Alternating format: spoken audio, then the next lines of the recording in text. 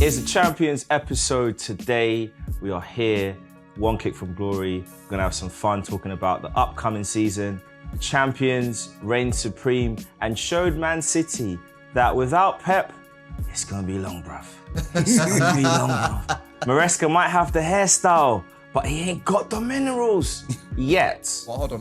What hairstyle are we talking about? He's bald, isn't it? Yeah, exactly. He's bald. So he fits the criteria, but we'll see how he gets on.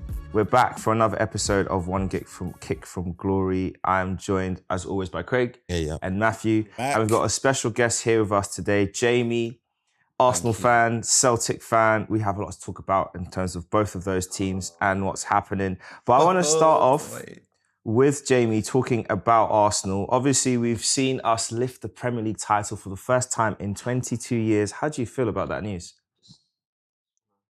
Just want to get... Sorry, Craig.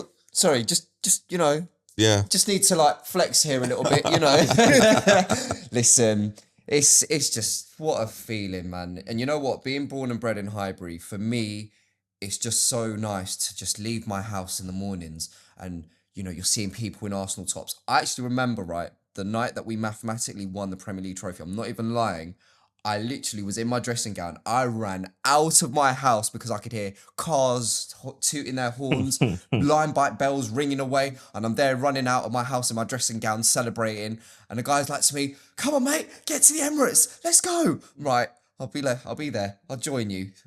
Ran in, and yeah, that was just an unbelievable night, and I think that will forever live in my history, in all of our histories, because last time we won the league, I mean, I was young, but not young enough to remember. Do you know what I mean? Of course. But great atmosphere, great day. And, I think we need to also remember that during this summer, we are still the Premier League champions, and we will go on and defend that title during the course of the season. I see it. I see Matthew's looking a bit like, oh, maybe not, but we'll get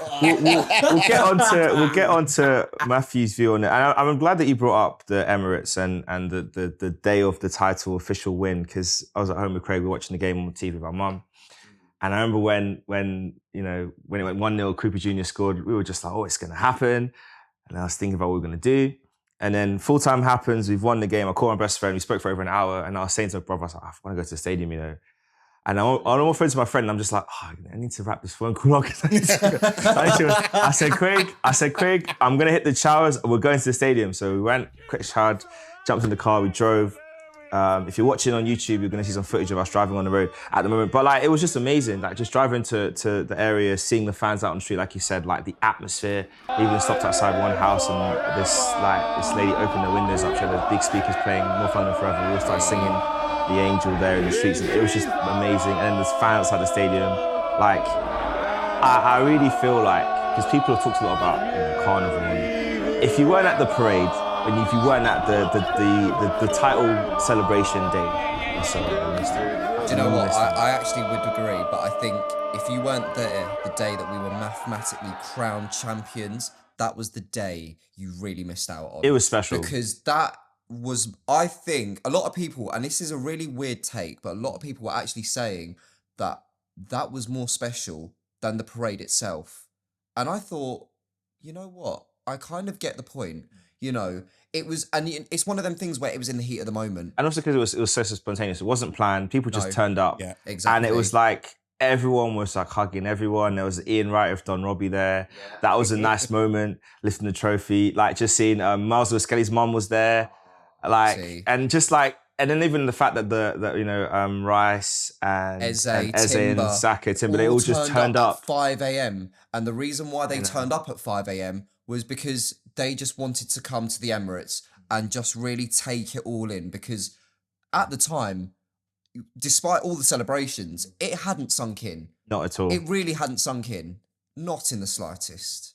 And I think that's what I love about football, how it brings everyone together. And then just looking around now, you're seeing so many Arsenal shirts out and about on the streets. Personally, I'm like, where have you guys been? But, also, I'm happy. I'm also happy.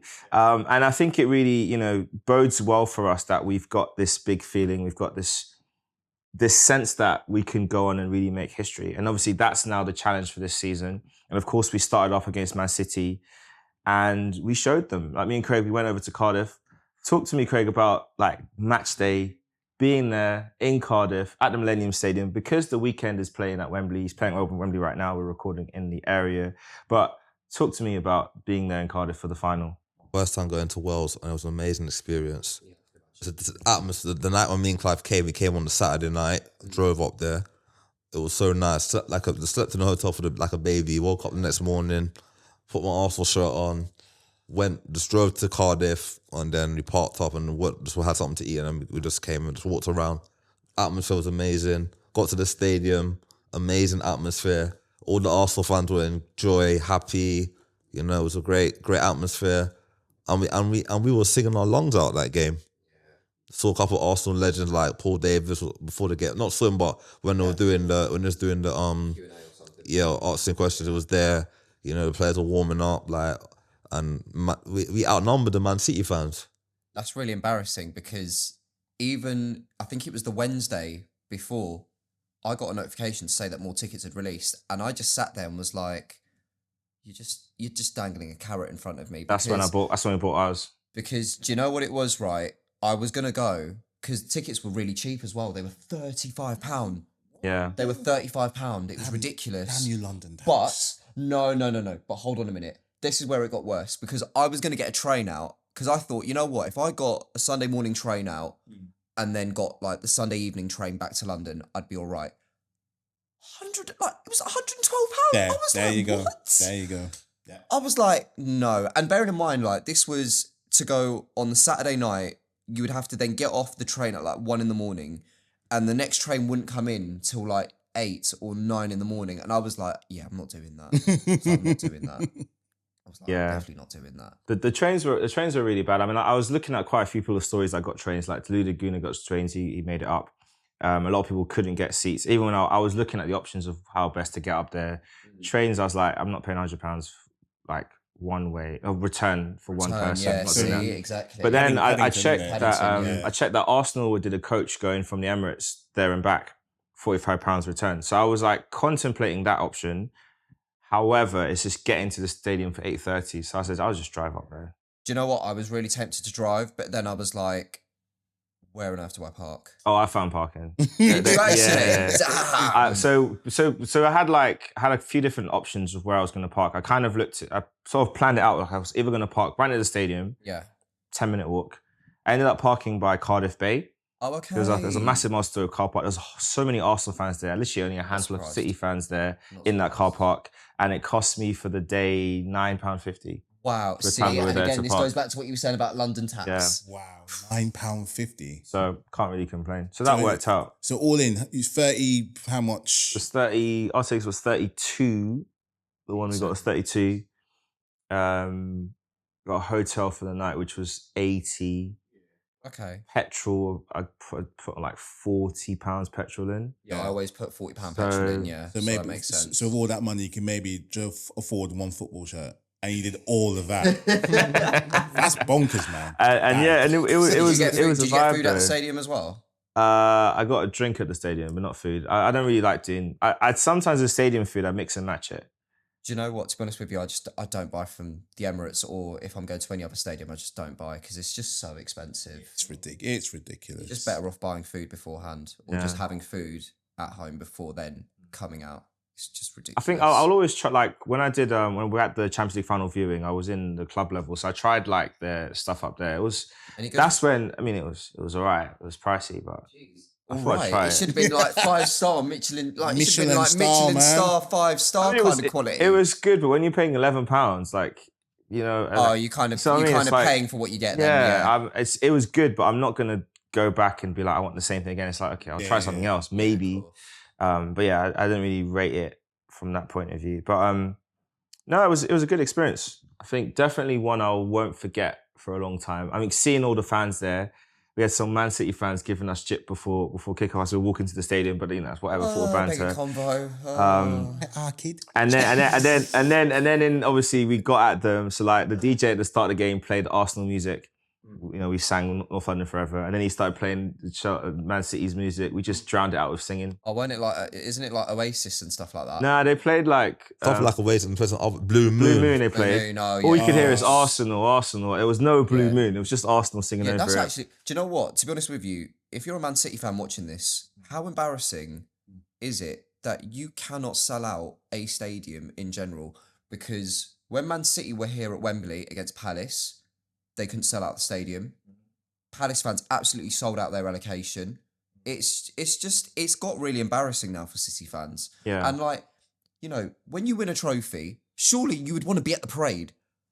Tell me why at this year's parade it just got smaller and smaller and smaller and smaller. You know, Yeah. you know why? Go on. Do you know why the allocation went back down? Go on. They were back to us being Arsenal fans again. That's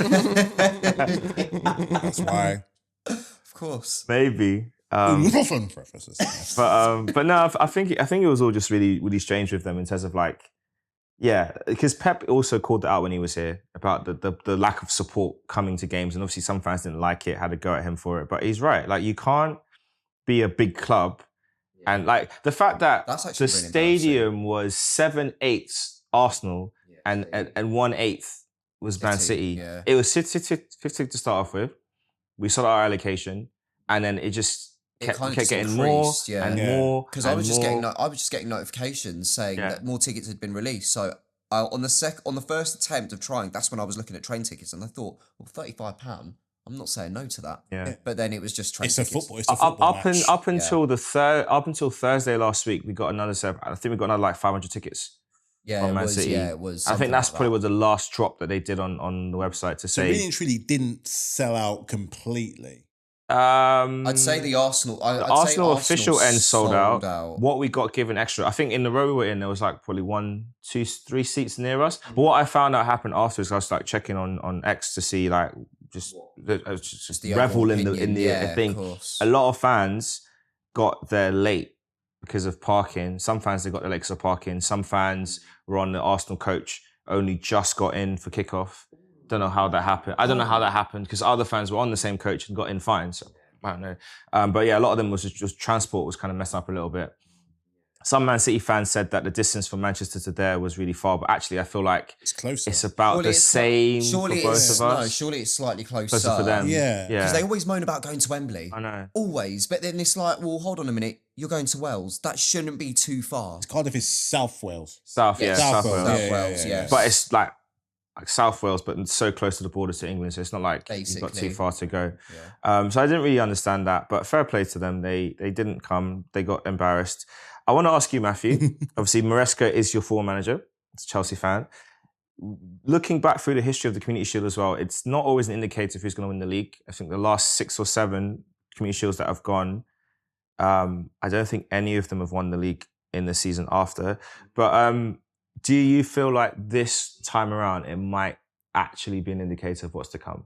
I mean, if we saw what we saw in the game, you wouldn't be called crazy to think that, because from the minute go, you scored your first goal. And regardless of what it is for the Community Shield or whatever it was, you can always look at a team that wants it a bit more than the other one. And I know that Man City are technically going through a transition. They haven't just lost a manager, they've lost like an entity, as they would call it. Like they were already on the map before he got there, and now he's certified them on there. And say what you want about the guy, he stood on principle on pretty much a lot of things, and everywhere he goes, he's won. So you're losing so much in him. Not just even other players. He's gone. Stones has gone. Akandri's gone. Bernardo Silva. Bernardo Silva is going to be one that's going to be felt along the season that they're not even going to realise. And just as recording today, Rodri's gone. Which I'm not mad about. Which I'm not personally not mad about. They've still got good players, but it's going to be a big turnaround for them to kind of like for this whole season. And you just saw how he's got his work cut out for him. He looked so. I mean, in the time I was watching between that and the 100 final, they just looked so damn ordinary. They really, really did. They were doing Olays at like how many minutes? I'm like, wow. Never thought of seeing that coming. Do you think the players that have left is going to have a similar impact in terms of... Because when you have personalities leave the dressing room that have been successful and have been the foundation of you winning, it can go one of two ways. At Arsenal, when Henry left, it kind of freed the team up the following season and we played really good football. Look back a few years prior to that when Vieira and Gilberto left and Bergkamp, Perez and Nürnberg left, vacuum. And then look at Chelsea, when you guys lost Drogba, Terry, Lampard from your dressing room, and Petr, I guess, you kind of felt that vacuum of who's leading, who's driving things. Do you think Man City are going to have that problem? Or do you think on the flip side, it might galvanise them to actually step up and do more? I'll start after one game. If anything, it kind of feels similar. Remember when Trent left and they lost Diaz, they won the championship? Last season? Well, yeah. If anything, I think it might be a little bit more like that because you underestimate. I mean, they might not necessarily been the most vocal of people, but they're essential. Like, a lot of people talk about Trent. Luis Diaz is a very big loss for them, and they felt it last year. I think it's going to go on the route to that. They're not going to be an entire flop. I don't see them finishing outside the top 4, but they're going to be like, it's going to be a struggle. It always is because in the transition season as well. And plus, they're playing on fronts of Champions League, FA Cup, League Cup, this, that. This balancing the squad with still good players, but it's just missing those really key components. So, yeah, it's going to be an interesting season for them. It really is. I got one more question for you about 115. That's my new name for Man City. So everyone's I want to talk about the manager because the way how he left Chelsea, I don't think it's talked about enough. The levels of, because I think we all knew last season Pep was probably going to go. He's been on his way out for the past few seasons, and it's kind of reached a point where he knew last year he finally got chased out of the league by his apprentice. But Maresca now has taken over. They've had a really great pre-season. They didn't show it against Arsenal in the Community Shield. How well do you think he's going to do this season with Man City? Cosplaying as Pep is one thing, or delivering a similar kind of way to him, but they're not there. If it went anything like the first season at Chelsea, he's going to need, one thing he will need is a little bit of patience and time to establish what he wants from Man City, because it's going to be very, very different for those players. They're going to be so used to Pep for all this time. The only ones really who are going to be used to something new, say someone like Elliot Anderson, who's stepping in and be like, all right, cool, this is how it's going to be done. But he will need sacked for like it, but he needs time. He does need time because at Chelsea he had something good. I genuinely do think he had something. Give it another. I could see maybe this season pushing that a little bit further up the table, because before he left, we were there. I'm not saying we were going to win the league, probably weren't, but we wouldn't have finished where we finished had he not left. We were in a really good spot with him. We were showing the big teams and all Champions League as well, a really good win against Barcelona, that we were kind of like, we were there. I mean, they're kind of, as it was things with Chelsea and Christmas, they don't go hand in hand. And then, LinkedIn Liam gets a lovely bit of work experience, and, well, let's say about that anyway. But yeah, he will need time. He's going to need time, regardless of how I feel how the situation's gone. He's not a terrible manager. He's won something at every club he's been at. Chances are he's probably going to win something at City as well. But it's not going to just be a case of like repeating what Pep did. If he wants to establish his own legacy, don't do what Slot did. Do your own thing. But just the City fans have got to be like, maybe they already know that it's going to be a little bit different. Didn't win the league last year. Maybe they already have that expectation anyway. One thing I just don't understand with City, though, is you're a big club. You've been successful for years. You've brought in probably the best manager that we've ever seen in the Premier League. But my point is, if you've got this pedigree of bringing good managers in, why couldn't you have maybe used that to your priority and thought, well, actually, let's go and bring in another big name. If we could bring Pep in, let's go and bring in another big name. But why Maresca? That's what I would like to know. What made them go for Maresca? Because they could have, if they really wanted like a Diego Simeone, I highly doubt he'd have left Atleti, but they could have gone to him and been like, listen, we can give you this. We can give you unlimited spending money. You'll get good power. You'll be in the Premier League. I just don't understand why City then chose to go for Maresca. I think they picked the manager that can have the least amount of change with the playing style and hopefully deliver because if you look at Maresca at Leicester, I think you have to look at his Leicester time Yeah, rather than absolutely. his Chelsea time to really get the value of what they were trying to do. Because at Leicester, they blew the league away. Oh, they blew won the absolutely. championship. I'm kind of you gutted know- that they never really stuck with Maresca. I think Maresca with Oh, no, he Leicester left. in the Prem. Yeah, but he left. I know, but Yeah, I he think should have stayed the just season, stayed. yeah. He should have kept his loyalty. If Leicester had gone down, then it could have been a thing of, all right, you know what? I've tried my best here. If there's a Premier League club that's going to come and take me, let's go. I bet. Yeah, Yeah, exactly. And I feel like if you look at what Vincent Company did, Burnley the Championship, Yeah.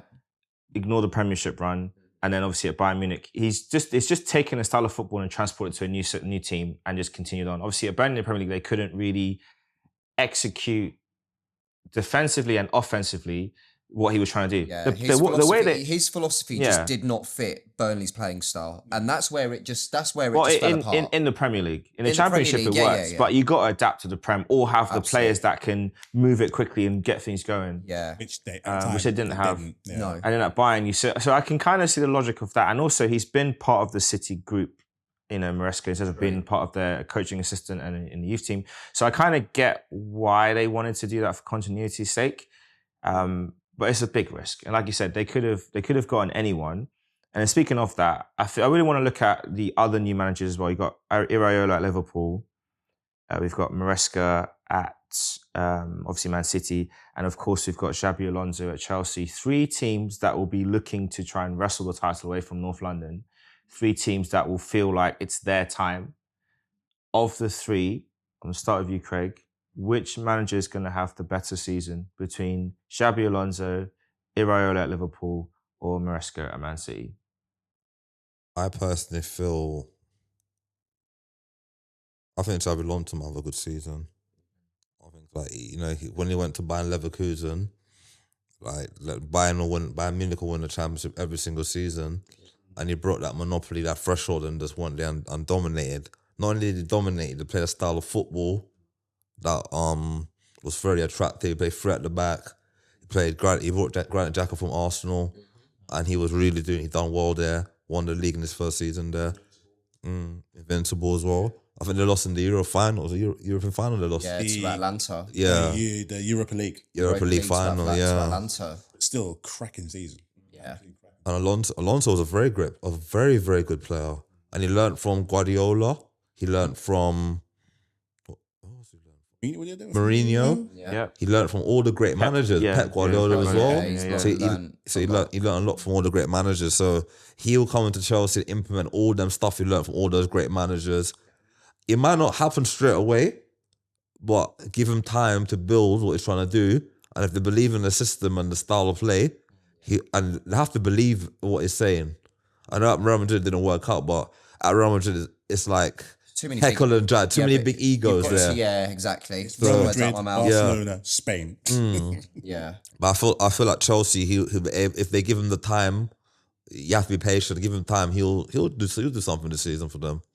How do you see it, Matthew, of those 3? Who's going to be best? I have to have faith in it. I have to have faith in what my boys. And from what I've seen so far in the preseason, it does look pretty good. I mean, Ancelotti's gonna be kicking himself how he never took João Pedro to the World Cup. Honestly, he's gonna be really kicking himself. The players we signed have been really good. There have been some eclectic decisions there, but I can understand why he's done that. Brett had done a bit more. What's the eclectic decisions you've seen so The far? two eclectic ones, well, Thingy's gone. I don't hold him personally, so Cucurella's gone. That's fine. He sees it. Grass is greener somewhere else. Two eclectic ones are Henderson and Welbeck. But I understand Welbeck more. He means he can stop scoring against us. And with True. and the Jordan Henderson one. Now this kind of goes to the World Cup a little bit because I was scratching my head why he's going in. Why I'm scratching my head thinking like, okay, and the guy broke his arm. Fine. But I was actually having a discussion with my wife actually, and I didn't think of it this way where it's like the one thing that Chelsea have lacked, and I've said it on the pod before, the one thing we have lacked for a very long time is discipline. With Henderson, you get discipline. Fair point. So he's been around. He's Brentford, Saudi, Ajax, the time at Liverpool, Sunderland. You don't see him as a guy that's doing, in the papers for the wrong reason. And anyone who's ever played with the guy have always said he's the most straight-laced guy you will ever meet. Like he's captain, he's this, and I'm not saying he's going to be, he could be a vice captain of Chelsea, I don't know. But and how many red cards we got last season is not forgotten. But he's going to be there. Sometimes you just need someone there to galvanize and just put a bit of, get a bit of structure in this club and in some of these young players. Because they've got a young squad there as well, which I guess was went at the World Cup. He didn't come to that because it was a bit underwhelming in the end, but that's kind of why it's there. Plus, also the lack of European football does give you a focus on domestics, which is something that I've said for a very long time, where we've done well in Europe. I'm not gonna say I'm not grateful for that. I'm very grateful for that. But your bread and butter is at home. Like, I wanted to see an FA Cup final, missed out on it last season. Carabao Cup, missed out on that last season. League, never mind. It was terrible. But yeah, it's just I think something like that is just gonna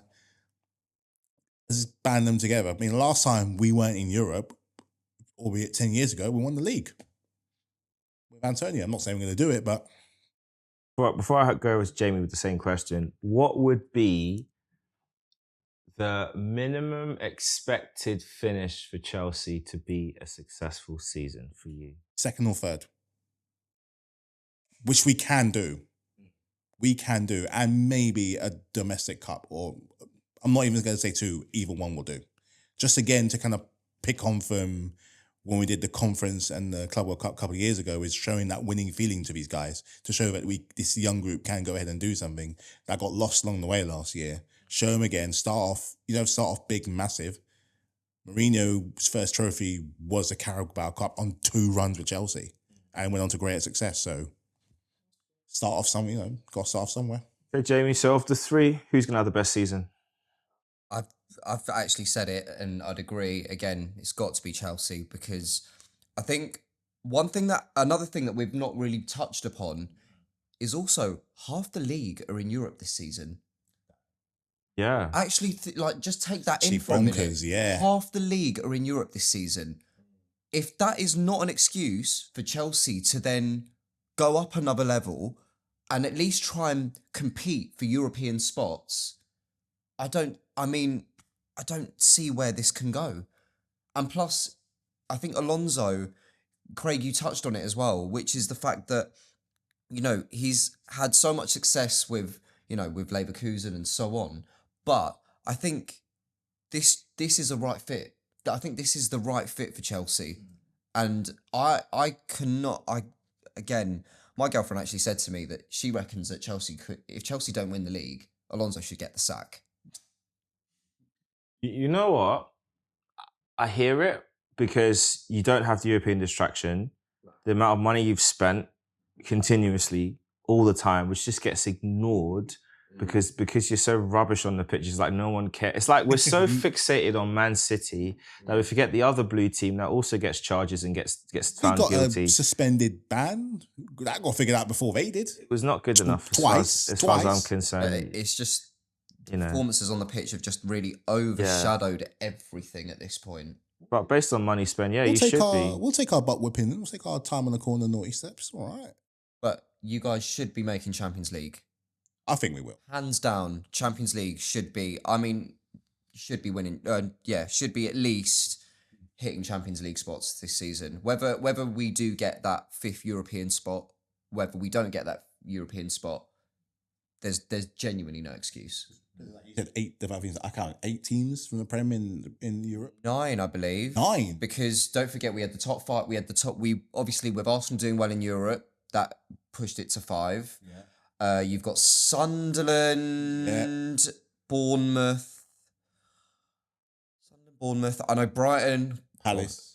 Palace are in the Palace are in Europa, and then obviously you've got Brighton in the Conference League. So 19, pretty much near half the Premier League is going to be in Europe. So there is a big distraction, but it also means though, our Sunday afternoons are going to be looking very good. Football-wise, Sunday afternoons are going to be looking absolutely amazing. Yep. Who cares about the 12:30 kickoffs? We need the Super Sundays. Yeah. It's all about the Super Sundays come September. It's going to be very interesting to see how they Hot match take has it. now changed. It's now changed. We're gonna come hold that. Hold we're gonna that come thought for It's for a it. changed. minute. Hold that Changed. thought for a minute. But it changed. is going to be very interesting. And I think the amount of football available, and I think that's probably one of the reasons why I know Arteta this week said he's been trying to petition the league to allow bigger substitute benches like we have in Champions League Yeah. because, you got a squad of 25 players and you can't pick some of them. And he was all getting questions about why Ranieri, Martinelli and Jesus were not involved in the weekend. But we know it's going to be a big season for a lot of our teams. One of us is chasing history. One of us is trying to figure out life under another new manager. We got the other red teams trying to figure out if it's going to be their year. Man United, it might be your year. Probably not, but it might be your year. And that being said, let's do our predictions for the title. For the predictions for the top 6, then we go on to the bottom 3. I want to start with you, Matthew. Top 6 predictions. You can go from 6 to first or first to 6, It'll be whichever easier way. for me to go from 6 to first. Let's do it. Wow. Ooh. Villa, I'm going to be 6. 5th.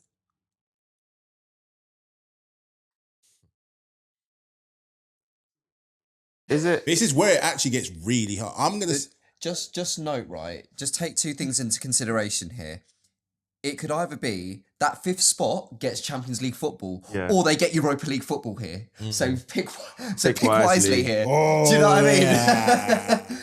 Actually, no. I'll change it. 6 is not going to be them. 6, Yep. hate to say it. I don't want to say it. Say it.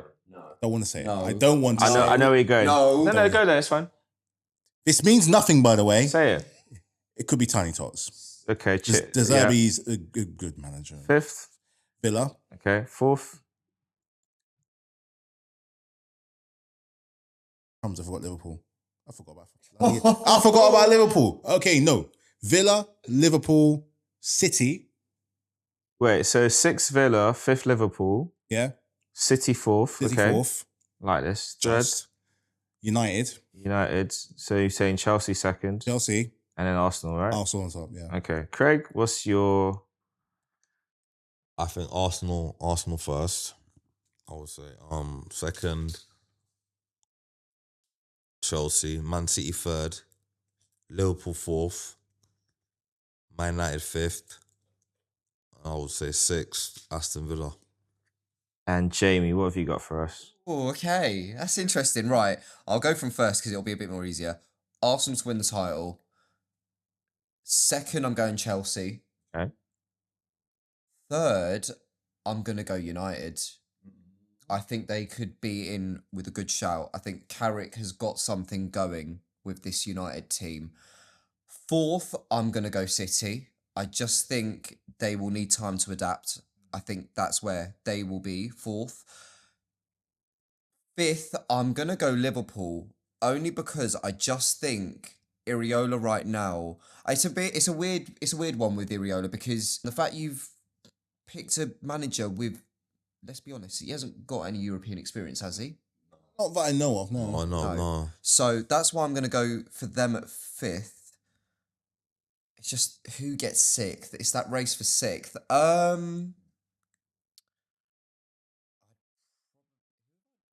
I think, who have I actually not mentioned? Who have I not mentioned as You've 6th? not mentioned Bournemouth, Brentford, Brighton, Spurs, Villa, Newcastle, Palace. You know what? I know my girlfriend would love me to say Palace, but I know her eyes are firmly on winning Europa League. And look, I might even put a cheeky fiver on for Palace to go win Europa League this season. If I win, oh my gosh, we're quids in. But yeah, I think for me, I'd probably go Villa, because the one thing you've got to remember with Villa is they've been consistent, but will they be able to manage with the Champions League nights? I get it, they've managed with the Thursday-Sunday transition, but the Champions League is a different kettle of fish. And don't get it twisted, I know that they've obviously had Champions League experience before, but again, every season the Champions League will get hotter and tougher, and that is it. And I think that's where, for me, Villa being 6th probably does make a lot of sense. My top 6, Arsenal for the title. I am actually gonna back Liverpool for second, Ooh. mainly because I just think when I look at the quality of manager, they still need to do some business. I think their squad's probably not 100% there yet, but I think the manager could make the big difference. And looking at what he's done with Bournemouth over the years, I think they could be the surprise team to just go on a run and be there and thereabouts. Third, I will put United. Fourth, I'm going to put Man City. Fifth will be Chelsea. And sixth, I am going to go for Brighton. Sorry? Ooh. Brighton? Mix it up a little bit. Okay. It might not happen. If it's not Brighton, the other team I Yeah, I think was going to say. if it's not Brighton, then I will probably say Tiny Tots, Tottenham, Spurs. Holy moly. Jeez almighty. Oh my God. So because Of I'm all teams, come on. So now bear in mind I've got no praise for Tottenham and relegation would be great. I just think that they've spent a lot of money. They are clearly gambling. They're going for a big swing. Yeah, no, absolutely. Swing and a miss. I think Newcastle, I can't put them there because I think they're going to be in transition. New manager, not a few new players. Yeah, It's too soon for them. Big losses as well. Aston Villa, I don't know because I think that they burn too hot and cold for me. Yeah. I can't really. I know they won the Europa League last season, so you think they should be there and thereabouts. But they've also lost a key player in Tillemans. Watkins apparently is on the talks of go to Saudi. Martinez can't be sold because he's not. The number deal's fallen apart. Now obviously Vicario's now gone to Juve, so again that makes so sense. I don't know where they're going to sit, and I just think Emery is just, to me, he's a good manager in the Europa League. I don't think he's a great league manager, and I think it shows out time and time again. I just don't think they'll be there. As for the other teams, I don't know. I just feel like there'll be a surprise this season, and I just think Brighton, why not? They just seem to. I don't like their manager at all. Let it be said. But no, I'm sorry, I don't like Brighton. them- Full stop. And that's not because. yeah. And that's not because. No, I don't like them. Full stop. I will never forget lockdown, and also. Of course, my girlfriend's going to hate Brighton as well because she's a Palace fan. So again, it makes sense. But I'm sorry, lockdown football. I will never forget when Ty went to the camera and was like, "Morpay, you're a cheat. Morpay, I hope your club gets relegated." And do you know what? I'm sorry, but Brighton I'm sorry, but they frustrate me so much. And again, going back to last season when when you're there throwing shade at our manager, but yet, sorry, what like. Okay, you've got Banter League and you've got Banter League football. That's what I call the Conference League. I call it Banter League football. Fair enough to Palace. I may not have called it Banter League football because I have to have that respect. But any other team, it's Banter League football. That's it. No, that's fair. So we've done the fun bit. We've talked about the top. Let's talk about the bottom three. Who's going down? Matthew, we'll start with you. Let me down last time. Ipswich, Stoned last. They're going to be 20th, yeah? 20th. Let me down. Okay. Hull, I forgot they got promoted because I wanted to be because we're the set. Middlesbrough, Sunderland, Newcastle. But Yeah, we actually were so close, yeah. we were so close. Tyneware. And the last spot, it's always the hardest one because it's either going to be another promoted team or it's going to be a team that's kind of hanging on for like dear life. And I hate to say it because I like having them around.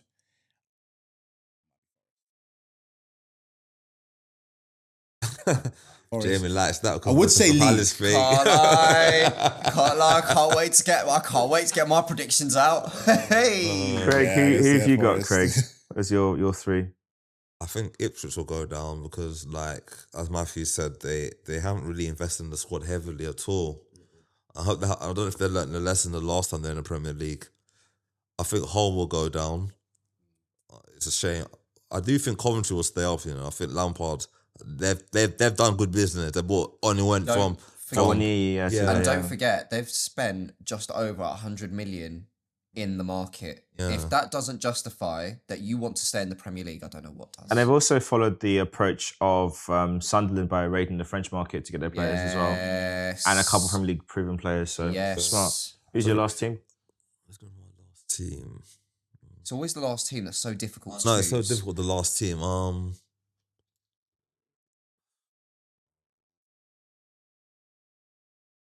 Just. you want to say them, you can say them. No, I don't think. I think Leeds No, you can say the team that's on the tip of your tongue. You can say them. Go on. It's not controversial. Go on. No, I'm trying to. I don't think Leeds will go down. I'm not thinking about Leeds. Not Oh no! I'm glad we're on the. I'm glad Yeah. we're The other- actually, the we're other on the same team. wavelength. I Yeah, like the other this. team. I really like this now. You've got the Come on, right. man. You've got the right kit color. Come on. Wrong Come on. city. Yeah. Or wrong part, or wrong half of But think about closer to home. Yeah. We're not too close to home, but you get one. Yeah. You know you want. But if not them, you can pick you someone I want feel else. like 2 seasons in a row, they almost got relegated. Ooh. I feel this season. I know they spent a lot of money, Ooh. but Ooh. Oh. I still don't think that the foundations is right. Oh. I think Spurs. Bravo. Got Bravo. there, it got there Listen, in the it was end. on the tip of your tongue. We We, got there. all knew it. Yeah. We all knew it. Just dancing around that one like you didn't want to say it. Ooh. Beautiful. Beautiful. Got it. All right, Jamie, who have you got for the drop? Beautiful. Right. You have all gone for Ipswich at the bottom. I'm actually going Hull.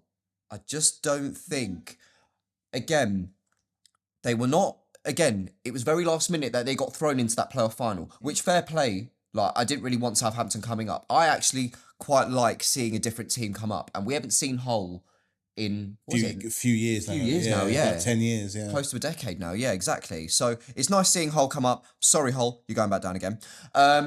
Again, Ipswich, I think they'll finish 19th. They are the definition of a yo-yo club. They remind me actually of their neighbours Norwich. Do you remember the year they were coming back, they were going up, Yeah. they were coming back down, going up, back down, QPR again, going back up, going back, up and down. I see it again with Ipswich. I really see it with them. And 17th, it's just, again, it's so difficult because I'm really toiling with two teams here. But I actually agree. I think I'm actually going with Forest. I just think you take the slander out of everything. They've got Oliver Glasner, great manager, but apart from signing Diamande, who obviously he wanted at Palace, but I just don't see. I feel like Elliot Anderson is kind of the heartbeat of that team. I know you can say Morgan Gibbs-White and so on, but I do see them getting relegated. I don't see them having a strong season. All right. Mine is really going to be controversial because I just had a little look and I've really, yeah. So my bottom three is going to be Hull, 20th. Yeah, fair enough. Fulham in 19th Oh. because I don't rate the manager. I think they spent a lot of money. Oh my gosh, yeah, Arbeloa. And Marco Silva's I gone, think yeah. Oh that my gosh, yes. I think that Marco Silva was punching way above his weight, and I think it will finally come to fruition. And the last team down, Newcastle. That's not a bad shout, Because actually. I don't think you can underestimate how big of a loss it is losing your two of your three midfielders. Yeah. You lost your key striker the previous season. Yeah. The guys you brought in, one was injured, one was starting to fire, and you moved him into midfield. You've got they're a very disjointed team right now, and I think they my could gosh, be they could be in trouble. The new manager, I don't know much about him, so I mean he might surprise me and make me look like a fool, and that's fine. I don't mind it. Newcastle, I don't mind. We've got Bruno now, so my dislike of you has been reduced. Actually, hold on a minute. If But- Newcastle were to go down, I would actually feel I would feel maybe a tad better because obviously our record going to St James's has not been great. No. So I could, Yeah. I could kind of get with that. And I you know, yeah. so I think for me, I think Fulham, Newcastle. You could argue Leeds might be at risk, but I think Farke's cracked it now. I think he's figured now out. that he's been in the league for a few Yeah. years now, he's kind And of also, I cracked think his when you code look now. at players like Okafor, you've got Calvert-Lewin, Aronson. you've got Aronson, you've got Tanaka, you've got Anton Stack, who's got an incredible free kick. I think he's got enough players who, when they go on those little weird runs and they'll pick up like gosh, 1-0, James Justin 2-1s, as well. 3-1s. Justin. Yeah, What I a think they'll be baller. okay. But I think Newcastle and Fulham are two teams where I'm not convinced. The amount of money that Fulham have sent to Real Madrid for players, I'm sorry. Please look into them transfers. I'm sorry. It doesn't add they're up. not. No. Yeah. So those two, yeah. So I'm giving it. I'm saying Ipswich will survive. So it's a positive to this as well. What about the Snapchat stories? You know, I like to see the Fulham Snapchat stories. Like, Hey, look, you know, their social game is great. What about Emil Smith Rowe? It's Come fine. on, you can't see him balling in the Championship. Look. They. I want. Prove me wrong. I'm happy to be wrong. You My heard it. my top 6 You prediction. heard it here. Except for the top 2, but my top 6 prove me wrong, and the bottom 3 prove me wrong. I'm happy to be wrong, but I just feel like they're the most at-risk teams because I just think one thing you need is stability. I do agree with like Arbeloa and Fulham. It's such a weird. It's a really weird combination. You'd think someone like Arbeloa would have gone to another team in Europe, but why Fulham? What attracted him to Fulham? Is it because it's a London club? Is it because they're Premier League based?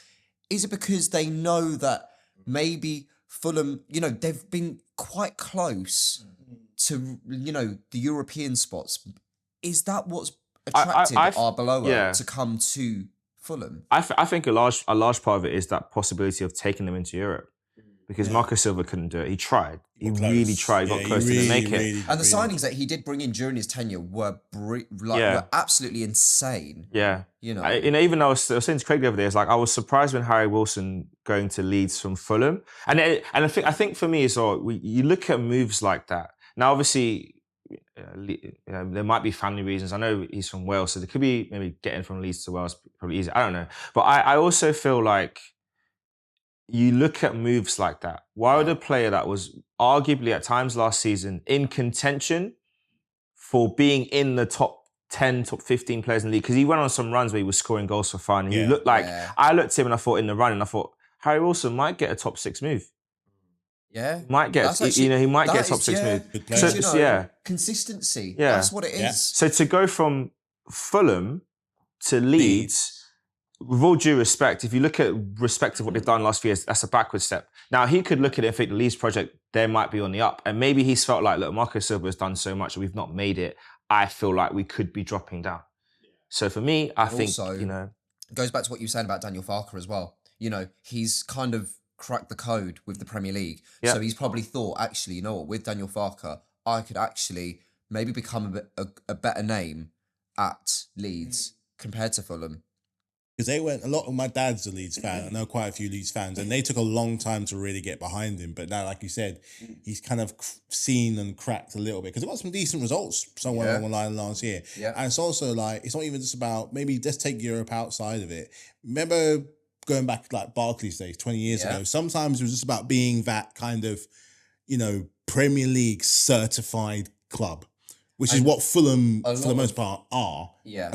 More that kind of stable. To be honest, you could actually say that about a lot of teams in the Premier League. You could. That's true. You know, you could really say that about quite a few teams because let's be honest, if a Fulham goes down or if an Everton goes down, even a Spurs, you know, you will sit there and think, wow, that was them kind of teams you would call stable Premier League teams. Do you know what I mean? I mean, Everton have danced with death, but I feel like I think they've come out of that phase now. They've come out of that dark phase. Getting Moyes back was the.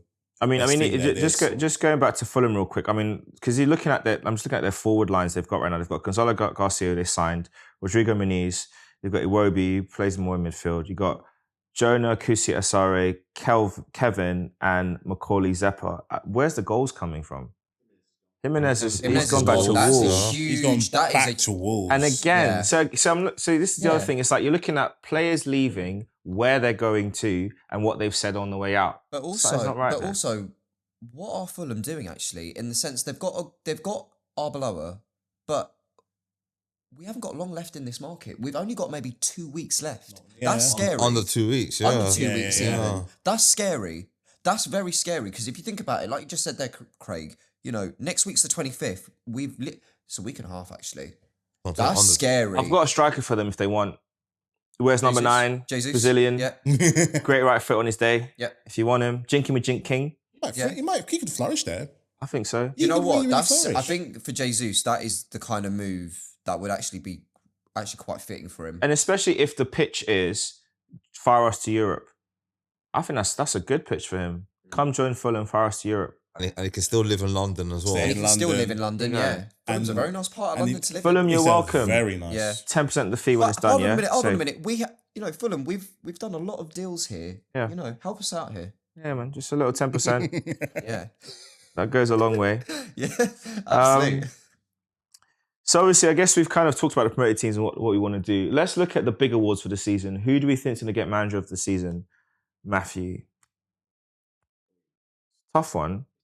Hard to- Because someone you might name might get fired, depending on who you name. That is scary, actually. If you said Xabi Alonso, with your track record. I can't really say because I don't know what he hasn't proved it in the league yet. So you're looking at some of maybe the more established managers. Maybe I did say last season it was wild, I know, but if Rob Edwards somehow kept Wolves up, I would have gone for him. But obviously that was wild. I think that would have been a fair shout for the job he did. Yeah, What he took over. And, I would have, for last season. If he came earlier, if he came a little bit earlier, I reckon it could have been done. But regardless, it's hard to look outside of Mikel really at the moment, unless a manager does a madness. It's hard to look. Greg, who you've got on your mind? I personally feel, I don't know, it's been on my mind for weeks now. It's playing on my mind. I feel like if Coventry stay up this season, I think Lampard might get it, The reason why I say this is because Coventry haven't been in the Premier League for a long time. And Lampard did do a great job. First of all, at Chelsea, he did a great job. With all the young kids, he did a great job. With Mason Mount, Reece James, all them players did a great job. Such a good And I feel like he done one championship last season, got them up. I feel if he can keep them in the Premier League, there has to be a contender of manager of the season. Last season, my one for me, I thought Farker from Leeds should have been manager of the season. Know why I Did not say? say that. Wait. Let me say. Did not say that last season. No, Go I on. said in my mind. I thought it in my mind. I really I said it because he kept Leeds up. He almost got sacked. Very close. Very close to getting sacked, and he turned it around and kept Leeds in the back Premier League because they could have gone down. West Ham could have stayed up, but they could have gone down. So I thought that's why I thought him. Jamie, who have you got? I can't. The reason why I can't say Mikel Arteta because obviously. Oh no, I wasn't thinking Arteta actually. Yeah. I wasn't actually thinking Arteta. No. It's so difficult. To be honest, I don't really want to. The thing is, right, last season, right, me and Craig actually said because we had a little pod of our own and I posed this question to you and we both went for the same answer and it actually worked out quite well, which was Regis Lebris. Oh yeah, I did say it. I remember. Okay, now that rejigs the memory. Yeah. And you know what? It's a shame that he didn't get it last season. Quite a few other managers could have got it last season as well. But I also can't lie, Craig, I'm on the same wavelength as you. I also had Frank Lampard because he's done it in the Prem. He's done it in the Prem. If he could just keep Coventry up and produce a couple shock results, not against us, by the way, but I think that could work out really well. Good shout. I think so. I think because he was born into football. He was. His dad was a footballer. Yeah. His uncle was his manager. So he's got that football DNA. Football His cousin was a footballer. Again, you look at the records he's got at Chelsea. You look at the accolades he's got at Chelsea.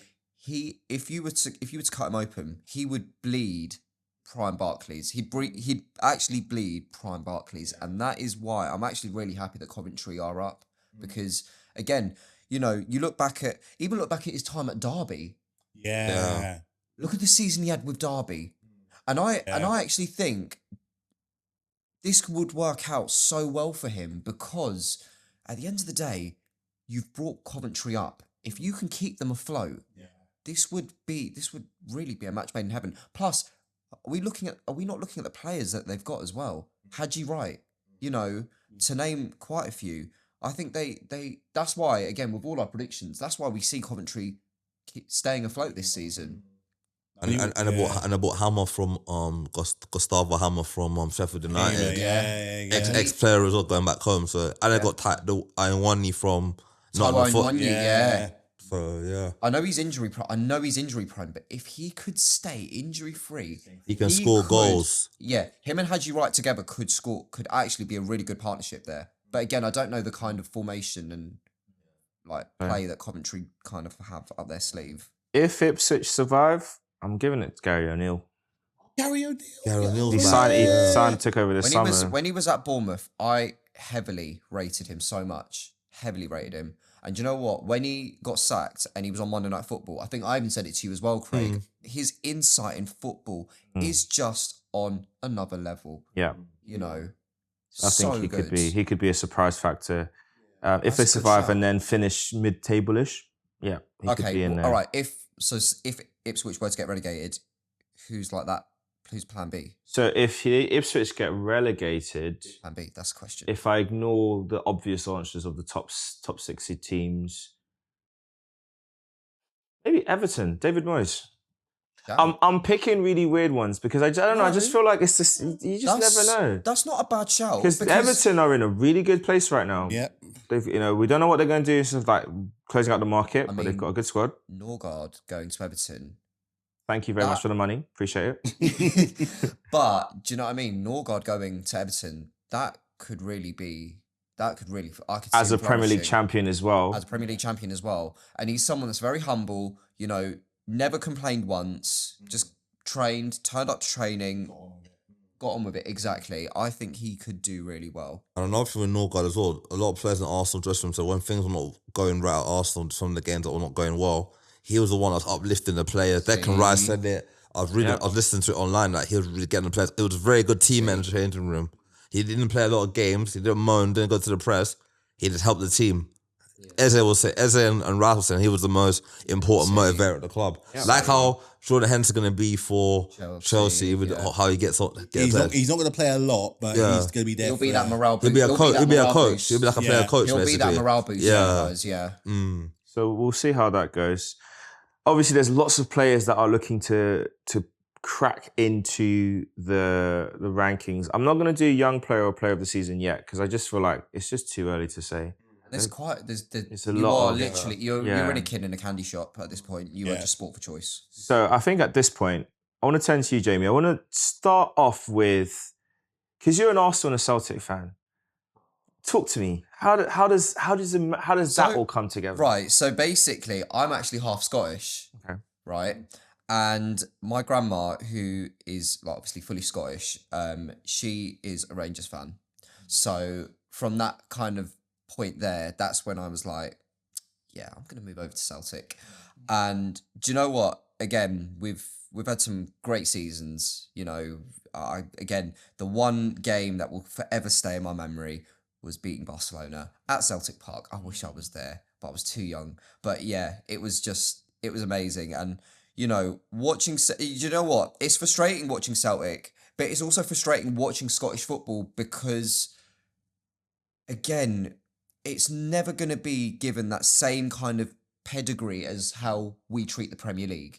You know, when you look at Europe, especially when you look at doesn't matter if it's Europa League, Conference League, Champions League, with us in the Premier League, we will always be guaranteed a qualifying spot. But if you, again, now Celtic winning the Scottish title now, they don't even get the first qualifying round. They have to be in the third or second qualifying round to even get out. And I think that's what somewhat damages the reputation of Scottish football, is the fact that they're not given a chance. But yet, no disrespect, say, I don't know, I can't even think of a random European team, but say a random European team, like a Karabag, for example, they could get automatic qualification. But it's well, hold on a minute. Why don't Celtic get that kind of loyalty? Yeah, Bearing in mind, you won. Do you know what I mean? Bearing in mind, we won the Scottish Premiership title. However, we shouldn't have won it, and that is being honest. A lot of Celtic fans will probably disagree, but let's get some senses knocked into our heads here, people. But yeah, I think I've always grown up, loved watching them. I had actually the privilege of going up to Celtic Park last season.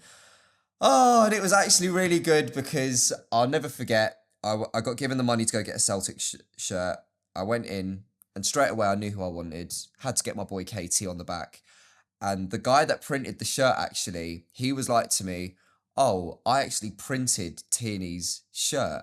So I actually turned around to him and I said to him in the store, I was like, so if Tierney scores today, you're bringing the luck. What happens? He goes and scores. Oh my! Do you know what? I actually had a tear in my eye because I never thought I'd ever get to witness Tierney scoring at at a game. I mean, I think I told you, Craig, I was at one of the Arsenal games and Tierney scored and I was so happy, but then the goal got ruled out as offside and I was like, oh, for goodness sake, I'm never going to witness it. But tickets were cheap. I mean, I got flights to Scotland. It was really good. You know, definitely worth going. I know you said you wanted to go. So, I mean, listen, if you ever want to go, like, we should definitely go because it is, going to Celtic Park is just electric. I'd love to go for a European night, whether it's Europa or Conference or Champions League. It's just be on another level altogether. I want to talk a bit about the teams as well, but I want to start off talking about the atmospheres because obviously football stadiums, TV is fraud.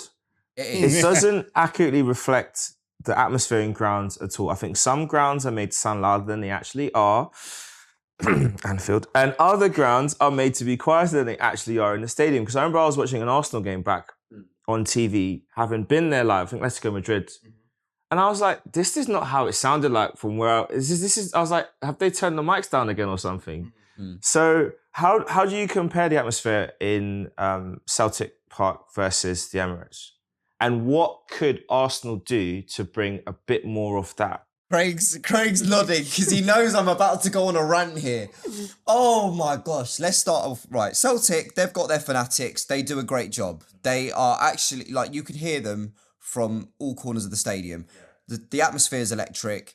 You know, it is absolutely amazing. But Craig, you know where I'm going to go with Arsenal, and it actually, oh my gosh, it grinds my gears so much. The Ashburton Army. I am sorry, but you are not doing a good enough job. Tell me why. I've been to Palace games and I've sat in like the Homesdale end, or I've sat in like the Arthur Waite stand. Tell me why I have more atmosphere at a Palace game than I feel like I do at an Emirates game. And that's shocking to say, but I'm sorry, but the Ashburton Army actually rattle me so much. They do not create an atmosphere. And I think that's where, being Premier League champions, we need to do better. Do you think, because I mean, to countenance for them, because I've seen a lot of stuff from them online talking about how their allocation's gone down for the last 2 seasons from what it was previous season or 2 seasons back, and that's affected them. Do you think that's a factor, or do you think it's just simply the choice of songs that they pick that doesn't really catch around the stadium? I think it's both actually, because they might start a chant, but it just doesn't travel around the Emirates.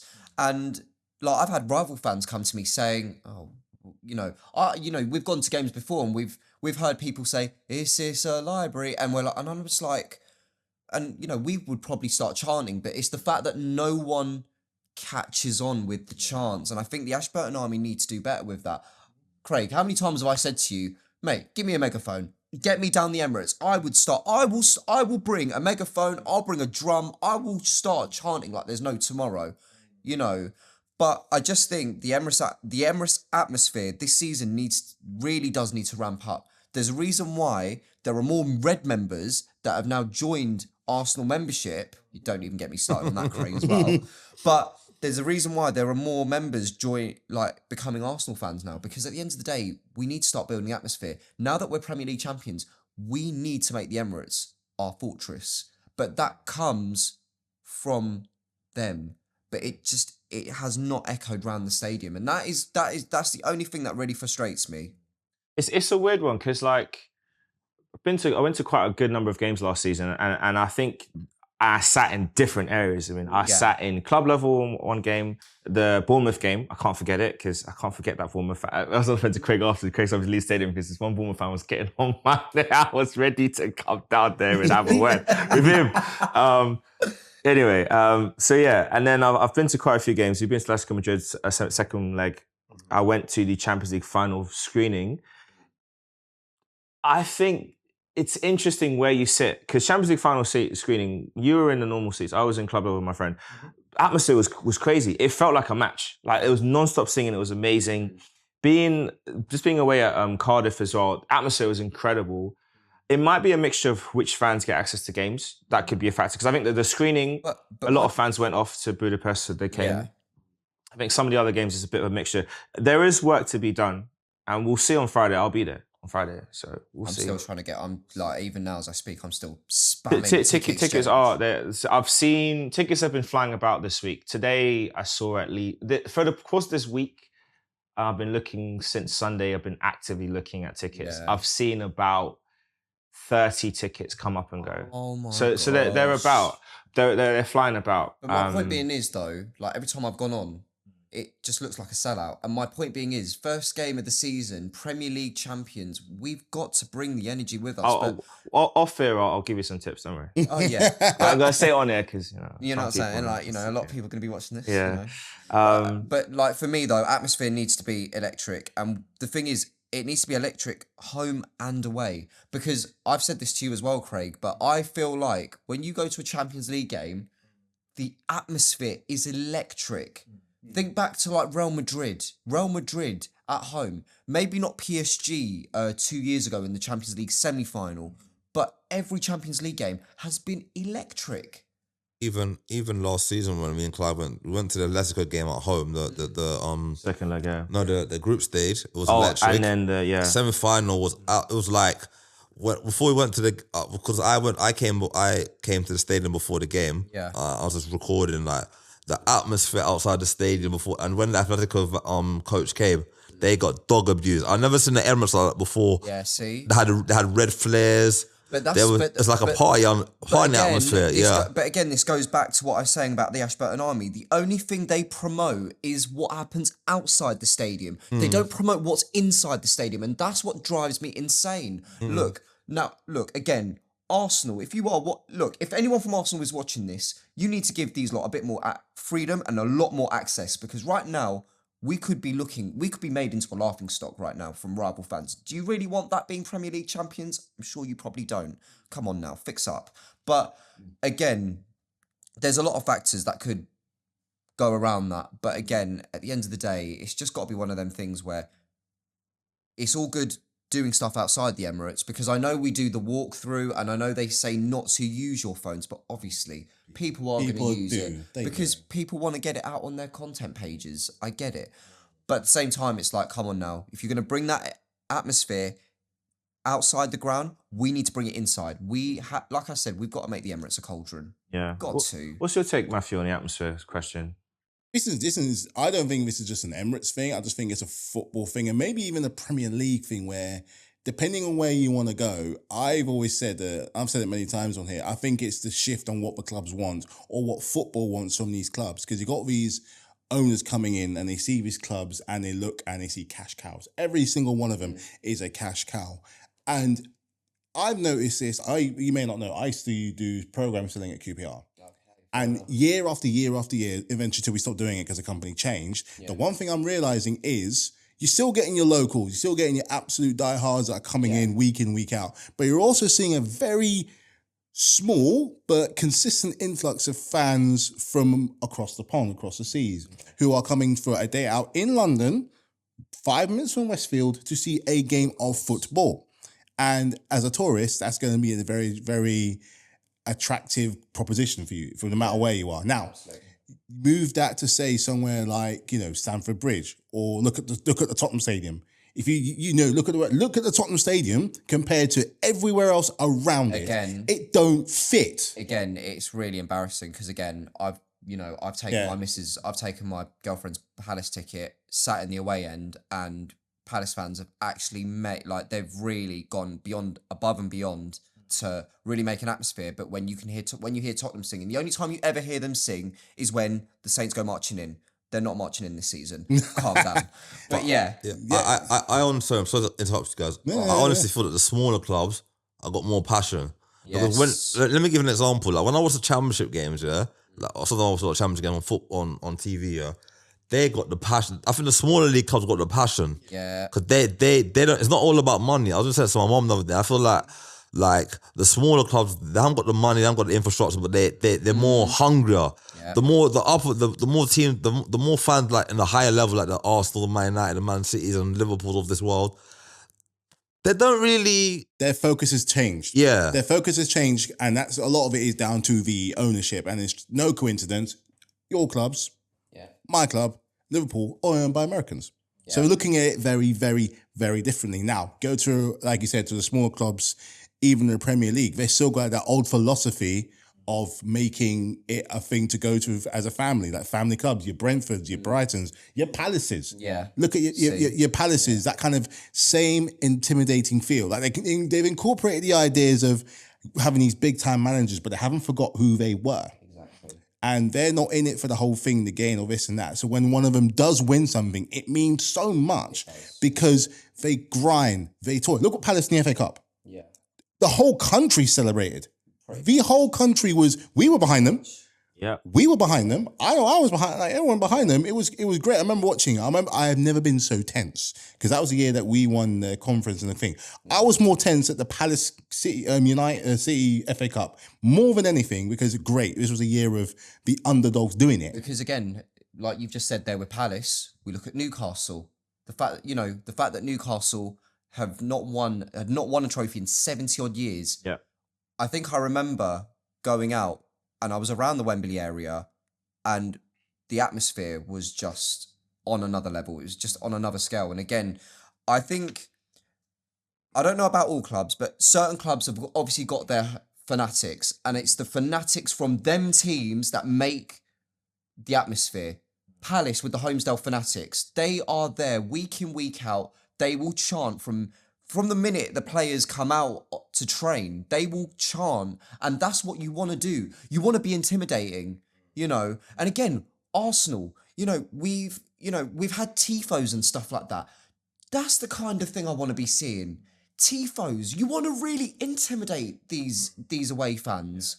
You don't want them to think, all right, we're just here for a game. No, we want to scaremonger. We want to strike fear into them. The only time, again, even for like North London derbies, I want to be seeing like tifos. I want to see atmosphere. I want to really see some sort of an intimidation going into them kind of games. Do you know what I mean? Yeah, there's definitely work for the clubs to do. I think also from like some of the, because I remember I was one game, it's the Everton game, Dowman scored, so I was behind the goal. Oh, wow. I remember after the game, I was just hanging about and I was chatting to some fans in the stadium. And this one Brazilian fan was like to me, he was like, oh my gosh. He said, my heart. I said, I don't mind a few more games like this. He was like, what? No, I don't want. But the thing is, as football fans, that's what we live for. Yeah. We live for on the edge of we live for the on the edge. But I think on that note, I think it's what I think for a lot of Arsenal fans is that there was a lot of anxiety because it's been so long. Yeah. And we'd been close before and fallen away. And I think this past season, there was that sneaking feeling of, oh, they might catch us again. And I think that spread into the stadium.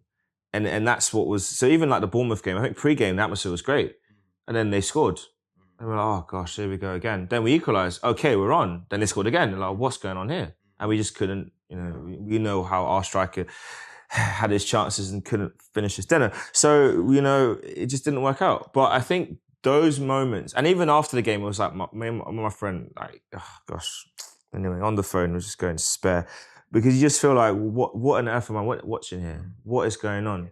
And I think for us now, we've got the weight lifted off our shoulder. Like, I was really impressed, not just by the fact that we scored after 25 seconds against Man City in Cardiff, but it's the way we moved the ball throughout the game. Everyone keeps saying Arteta has this defensive football. I just, what I saw was fluidity. And that's something that we've all been missing.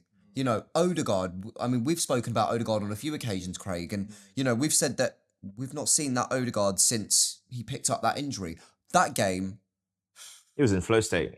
I could not have said that any better. I'll be honest with you, Jim, I think he had a great World Cup. I think the World Cup boosted. He had a very good World Cup, injury-free, no injury. Him and Haaland were linking up well. That chemistry between them. But you know what else it is? When your peers recognise you as that guy. The World Cup, there's many players that had standout moments. There's two moments that stand out for me. Is when, I think it was the England players saying that, oh, Odegaard ran the show, even though, whatever. But also the reaction from the PSG players of Miles Lewis-Skelly not being called up and the absolute shock. I mean, I think they asked like Coutinho and Neves. Yeah. And they were like, what, no Miles? They're like, to me, that says everything. Yeah. And I think Odegaard finally got the recognition that his ability, and I think last season, I think it was a mixture of injuries, I personally believe there was a point in the season towards the back end where it was, I don't think it wasn't that he wasn't playing well, but I think it was more, I'm still going to perform, because the West Ham game, he went into that, I'm top 3 midfielders in the league, put some respect on my name, and he played that past Trossard. But I also feel like for patches of the back end of the season, there was a bit of the World Cup's coming up. I've received, I was actually there for the 3 times he got injured this last season. I was there for all 3 games. It's not my fault. I was just there. It's not. I'm not responsible. It's an untimely. Yeah, and I remember all 3 of them, because there was 2 shoulders and one was an impact on the leg, and I was just like, and in each game he was showing a bit of swagger, and then gets clamped and goes down, and that's it.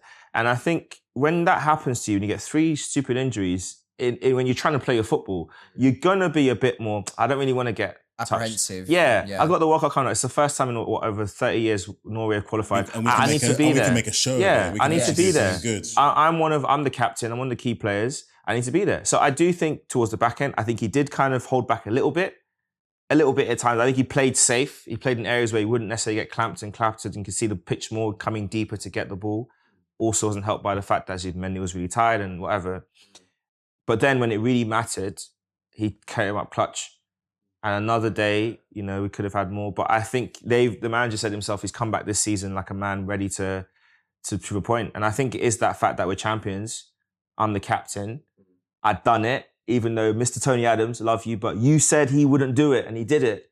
So he's come back with that attitude saying, listen, I'm Arsenal captain. The players voted me. The managers voted me. I brought the Premier League title. Fabregas didn't do it. Van Persie didn't do it. I did it. And I'm here. Do you know what? Another point to add as well that I forgot to touch upon earlier on in the show, right, is the fact that we've also won the league while Pep is manager, while Pep was manager, because everyone's going to forget that. Because imagine if we didn't win the league, and now next season we go and win the league now, and everyone's going to be like, wasn't there. But you didn't win it because Pep weren't there. Exactly. Do you get my point? So at least now there's a bit more shade to us where we can be like, well, hold on a minute. We won the league when Pep was there. He was chasing us for a long time. He was. The thing is, well, like it's 2 seasons Pep didn't win the league, and it's never happened to him. In managerial career, always wins the league. He always wins every season. He always wins the league. I think his first season at City, he didn't win the league. Second season, he wins the league, and after that, just started dominating. Look at that as poetic. First and last, no league trophy. Oh, look at that. Couldn't have happened to a nicer guy. But do you know what though? See, with Pep, right? Yeah. I feel like he knows what's going to happen to City next season. But the charges. Why do you think? Yeah. 100%. Why do you think he chose to leave with 1 year left of his deal? Because he probably knows something's dodgy. Something dodgy's going on behind the scenes. So he's like, right, you know what? I need to pack my bags and I need to get out of here, because once City's name gets dragged in the mud, my name gets dragged in the mud as well. We mentioned that before. Yeah. We mentioned that before, where it's like he probably knows more than what we know on, and if he found out if he found that out, you're bringing down my name. You lied to me. It's like, I'm going to drag you lot through the absolute. Yeah. He always said that if they lied, he would go. So I'm not saying that's why he left, but you could add 2 and 2 and you might get 4. And We'll see how this unfolds, because it's going to unfold eventually. Absolutely. I mean, to be honest with you, it surely has to unfold during the course of this season. 100%. Because this has been it feels like a drama that is just never going to end. Yeah. And we're all going to be hooked onto it. For too long. In closing, Matthew, what's your hot take for us for this I had episode? one. It was going to be City related. I'm not going to talk about him anymore. I've got a better one. Go for it. English teams, clean sweep in all European competitions. Oof. Wow. Clean sweep. Oh, I'll take that. I'm not saying who, Okay. Yeah. but it's going to be a clean sweep. I'll take that. Clean sweep. I'll take that. Ain't ready. I'll take that. I really will take that. I honestly feel that PSG are the team to beat in the Champions League this season. They won it back to back. Everyone's going to want to beat them now. And PSG, they might be going for a third. They want 3 in a row like Real Madrid, so someone has to stop them. in the league table format, Arsenal. actually, Yeah. the league table format, how they do it, after 2 seasons, you see why they did it. There's a lot of teams, a lot of them are going to be quite forgettable and aren't going to make it. But it has made things that little bit more interesting. It has to be said. Like I said, I don't know who is going to win, but I'm calling it all 3 English clubs. Take it. Jamie, as we wrap. Can't lie, I was actually going to go with the same kind of direction as well. I had that in my mind as well. However, I do not see Brighton winning Conference League. Fairs. I'm putting that out there. Brighton, you're not winning Conference League. You're not doing a Palace. You're not. No. Let the Palace fans have their time. Let them go win Europa League. That's going to be my hot take. Palace win Europa League. I mean, Palace should have been in Europa League anyway last season, but we could talk about that for hours. And exactly. How, so yeah, Forest, that's my hot take. Palace to win Europa League. Craig, have you got one to close? Hot take. Yes, come on. You could have the one I was going to originally say. You could have that one. Ah, he's got something. I personally feel that this season, Arsenal are going to do very well this season again. Yeah. But there's a but. But Everyone's going to want to beat us, but we're going to show them. Arteta's cooking something this season. The players he's brought in. Brought in Bruno, brought in Tolles. Tolles is someone to watch out for. Zolis. yeah, We haven't even spoken about it. And Arsenal have not finished their transfer business yet. Don't be surprised if you see a marquee signing come to Emirates. So we're talking. I'm not saying who. We're talking like kind of Mesut Ozil kind of settings here. Someone is going to come in and transform us and get us up to the league again. But I honestly feel that we're going to lose someone that we love the best. Oh, That's where That really hurts. That's what I got. I have that worrying feeling for the last couple of days, and I'm thinking we're going to lose someone that we really like. give it with one hand, take with the other. Yeah. Do you know what? I've got another hot take as well. I'm actually going to put this out there, but all Premier League teams are going to struggle. I can see I can see a lot of teams struggling because we've just come off the back of a World Cup. No. Players are not going to be up to full fitness. That's why I've said to so many people, once this new season's done with, then we can have that conversation next season because there's nothing. There's no international tournaments. There's no international tournaments. We can enjoy the women's World Cup. Whether that goes ahead, that's going to be another thing. But that's another subject for another show. But yeah, And I'm going to put another one quickly. I think Lewis Skelly will get Young Player of the Year. oh, what a shout! that's a great shout. What a shout! I mean, he definitely starts on Friday. I think the midfield that played. In fact, I'd say that the. Give me your midfield three, actually. So I think the team that started against Man City at the weekend, the only change will be on the right wing. Everyone else will be the same. It'll be the exact same team. So Raya in goal, Calafiori, Gabriel, Mosquera, Ben White, Miles Lewis-Skelly, Bruno, Odegaard, and it'll be Solis, Havertz, and Saka.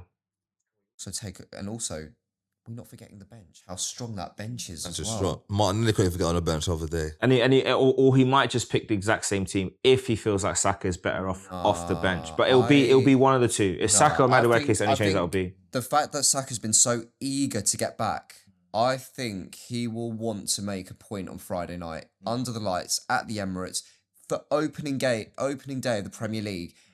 Saka's starting, and I think he will score. Saka has a knack, especially if we're at home, first game of the season. Saka has a knack for scoring at the Emirates. And believe, if he's not in your FPL team, stick him in your FPL team. And Tolles as well might get an assist. Yes. The way how he takes corners. Yes. And set pieces. He's had a goal contribution in every single Arsenal appearance so far. Ridiculous. I think it's 6 in 5. Yeah. Because he got two in the Community Shield as well. Ridiculous. Champions versus champions. Yeah. There we go. The tale of two champions. Oh, that's a good shout, you know. Champions versus champions. EFL champions v Premier League champions. That's gonna make a really. It's gonna be fireworks at the Emirates on Friday night. It's gonna be fireworks. I will be there. Vlog post game. Watch out for that. But thanks for listening. Thanks for watching. Let us know your predictions. Who will be in the top 6? Who will be in the bottom 3? Which manager will get fired? And I'm going to say this as a closing point. I think one manager from the top 6 will not be in their job come end of the season. I'm not going to say which one, but one of them will not be there come end of the season. And that's all I have to say about that. And if you're Tottenham, you'll be hoping that you're not a top 6 club. We'll see you all next time. Peace. Bye.